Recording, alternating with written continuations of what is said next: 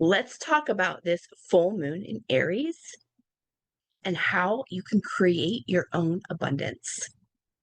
Now, I just did a full video and a full reading, and I forgot to hit record. So, we're going to do this again. I'm going to share my screen. If you're listening on the podcast, you can come over to YouTube to see the screen and the chart of this full moon. And if you like that, let me know in the comments if you like how I'm doing this, and maybe I'll do it more often. Leave me a comment below. Let me know your sun, your moon, and your rising sign. So here is the chart for this full moon in Aries. Now, the full moon is happening on October 6th at 11:47 p.m. Eastern Standard Time. You can adjust the time based on your time zone. So this is the unfolding of the next chapter of the story. So if you go back to one of the last videos I did, I talked about the new moon in Virgo. So we actually had two new moons in Virgo, one in August and one in September. The first one is at 0 degrees of Virgo, and then the last one was an eclipse, and it was at the 29th degree of Virgo. So we are officially out of eclipse season. So let me know how this eclipse season felt for you and what are the things that got shaken out over eclipse season. So anytime we have an eclipse, it's when the sun or the moon is conjunct the north node or the south node.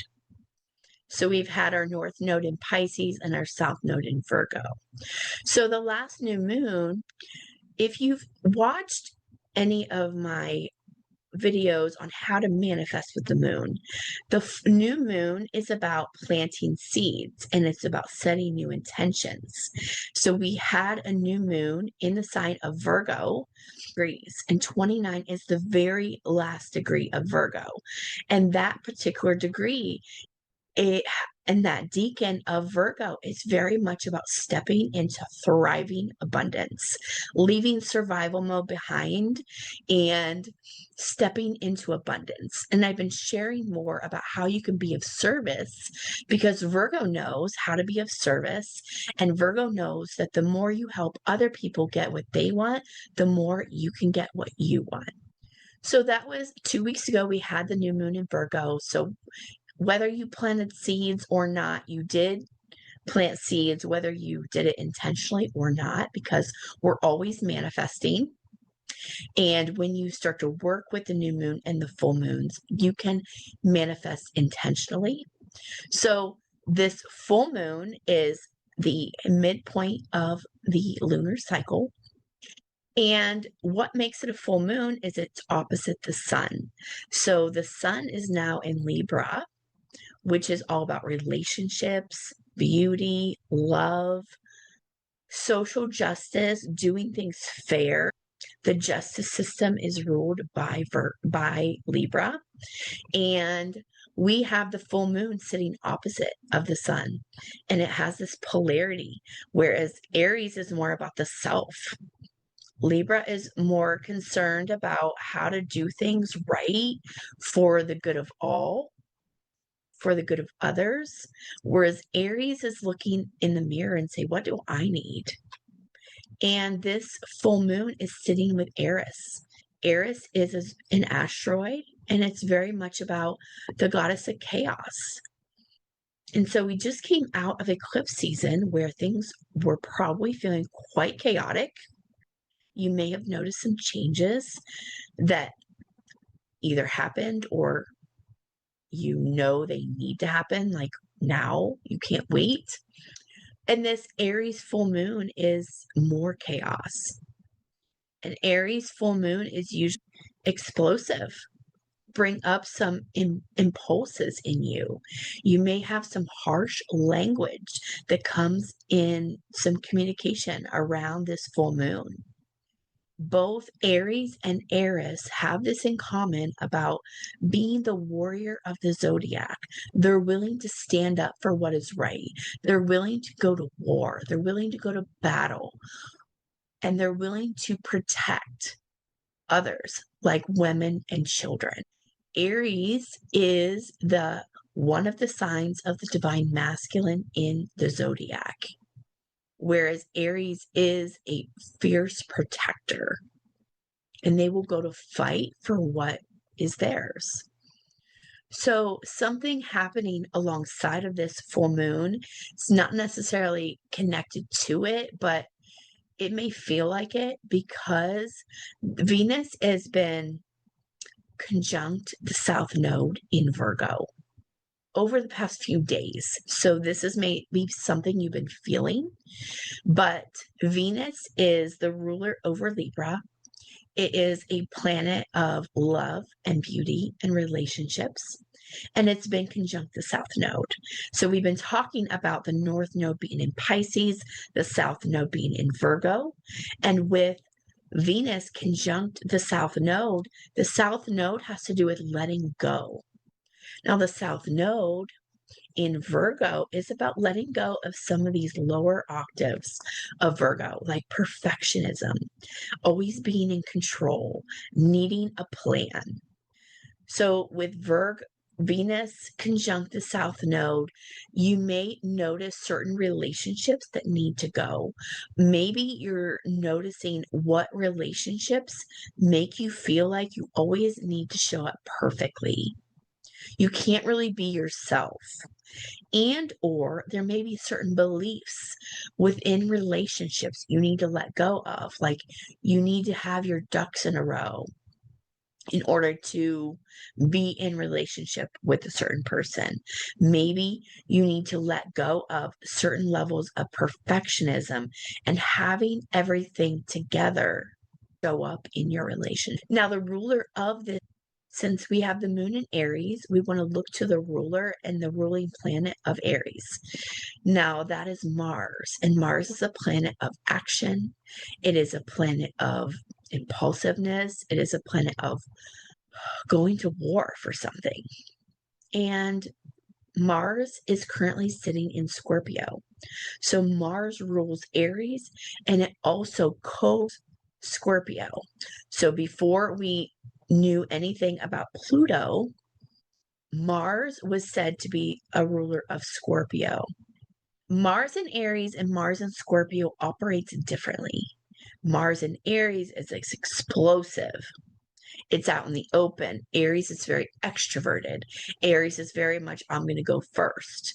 I'm not afraid to go first. It's courageous. But Mars in Scorpio is different because if Aries is more of a masculine sign, Scorpio is going to be more of a feminine sign. Whereas Mars is very extroverted and I'm going to go for it. Scorpio is more intuitive.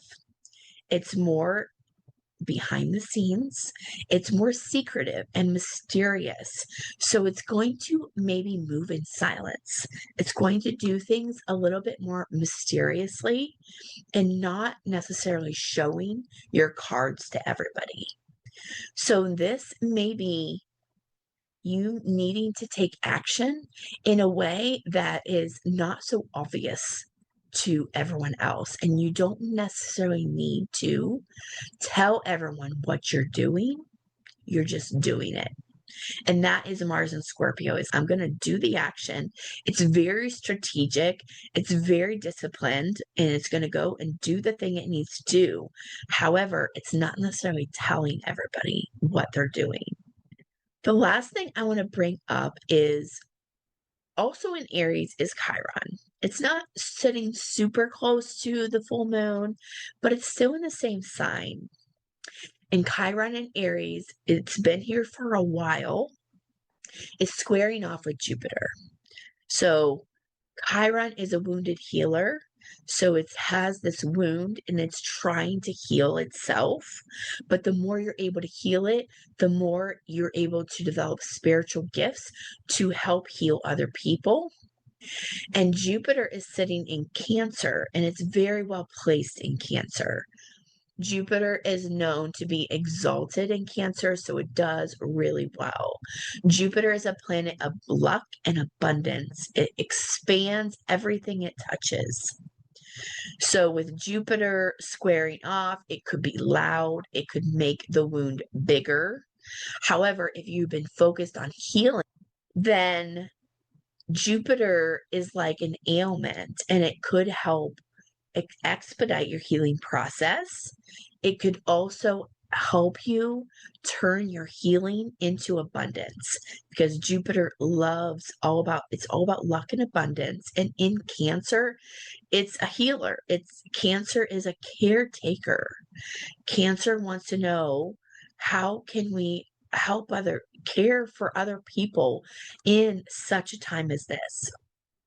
So for me, what came through most with this full moon reading when I was really tuning into the energy of this was how to create your own abundance. Because we had the new moon in Virgo, which is all about abundance. And then this full moon in Aries is about taking that action, being bold, being courageous, doing the thing you need to do, but like we said, not necessarily telling everybody. Because Mars is in Scorpio, it can be a little secretive. You could be doing things behind the scenes and not telling everyone what you're doing.